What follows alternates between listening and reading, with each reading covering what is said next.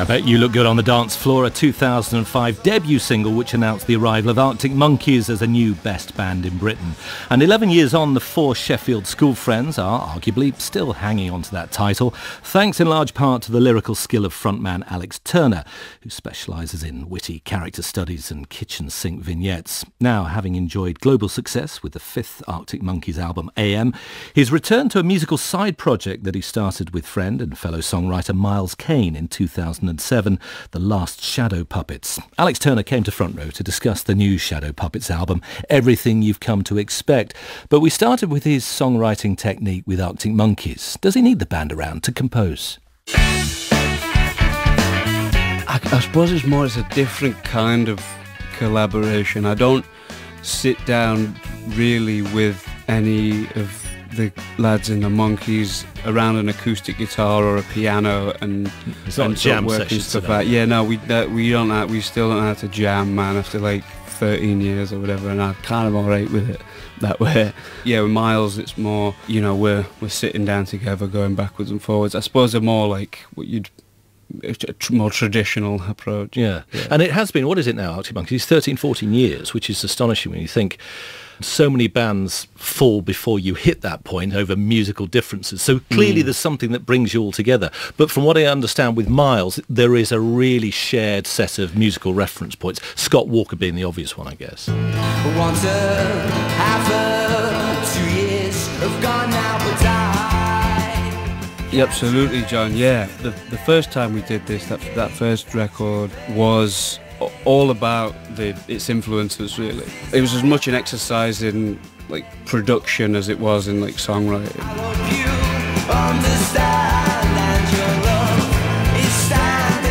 I think one of the reasons this second one took so long is we were sort of looking for another list of reference material. But of course we came to realise that without the sort of innocence of youth or the naivety that we had then towards that reference material, it wouldn't be the same thing. So just decided to focus on the songwriting and let that thing... Otherwise it comes a bit too contrived. Yeah, that last one was as close to a homage to anything as I think we were prepared to get.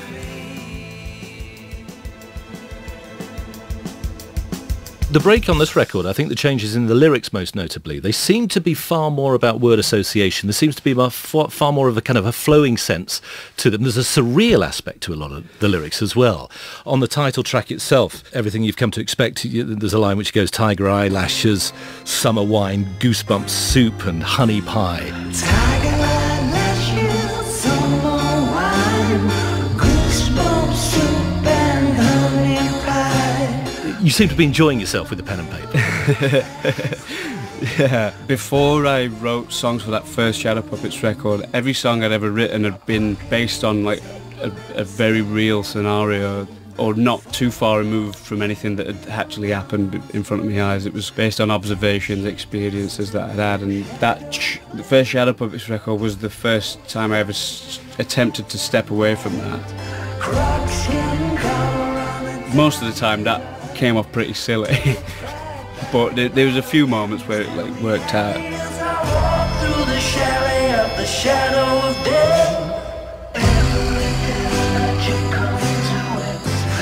I think going into this second one, I remembered that the Puppets was the vehicle for me to, you know, try new things the first time lyrically. Yeah, to let loose a bit. Yeah, and so there was an attempt to, you know, the abstract or the more surreal lyrics, you know, a more refined version of that on this new record. But there is a set of expectations, isn't there? Because you made your mark so clearly with the first Arctic Monkeys, or the first few records, where there was a set of vignettes, there were social scenarios, there were nights out described. It was all about the detail, very English detail as well. The rolls a riot van and sparks excitement in the boys, but the policemen look annoyed. Perhaps these are ones they should avoid. Did it become almost like feel like you were constricted? There was an expectation that you would deliver that? Looking back at it now, I definitely think that's true, yeah. An escape from not only that, but I don't remember ever thinking about my voice before that first Puppets record. Like the idea of singing almost never even occurred to me then in my memory. It was just like I'd write these things. It was just a vehicle for getting the words. Yeah, it was like, yeah, the idea of melody wasn't something I'd like kind of considered that much really. And it's as powerful melodic aspect to the song as the words, if not more so. Do you read other lyricists? I mean, rather than listen to them, do you ever read people on the page and read them as verse, as poetry? As like songwriters, Songwriters, you mean? yes. No, I don't think I do, John. I think it is when you get the three parts of the equation, you know, the melody, the chords and the lyrics, it's like, you know, what's going on in the chords and in the melody can make sense of the most like bizarre thing written down. Like Bowie, I suppose, is a great example of Sure. that. And when he sings like, I'm an alligator, I'm a mama, papa coming for you. if you look at a written down, I'm an alligator, it's perhaps not that compelling, but You need the musical setting. succeeded by like a guitar chord. Everybody's like, yeah, I want to be an alligator as well, you know. And the last song on the new Last Shadow Puppets album, The Dream Synopsis, Well, we were kissing, it was secret. We'd had to sneak beyond the kitchen. seems to hark back, well, there's explicit references to Sheffield, and it's almost back to those kind of nighttime vignettes that you were describing on that first album. Got a leaning tower of pine pots in your house. There's a surreal aspect to that song. Is that about exploring Sheffield in your dreams, or is that taking yourself back to your memories of childhood and your teen years there? I think it's a bit of both. What I'm writing about there is dreaming about when I used to work on the bar, working in the Mucky Duck. The Leaning Tower of Yeah, pint pots. Exactly. That image in my head. Boring when I talk about my dreams.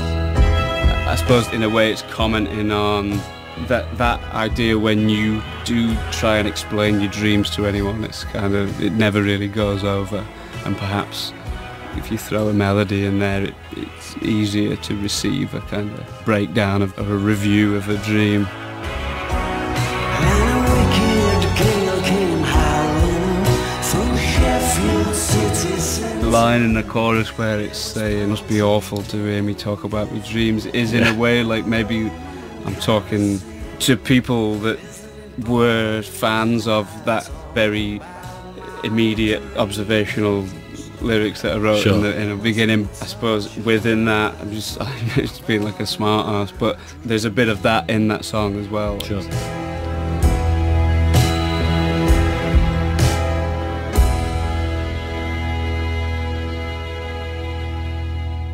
Alex Turner, the Last Shadow Puppets album, Everything You've Come to Expect, is out now.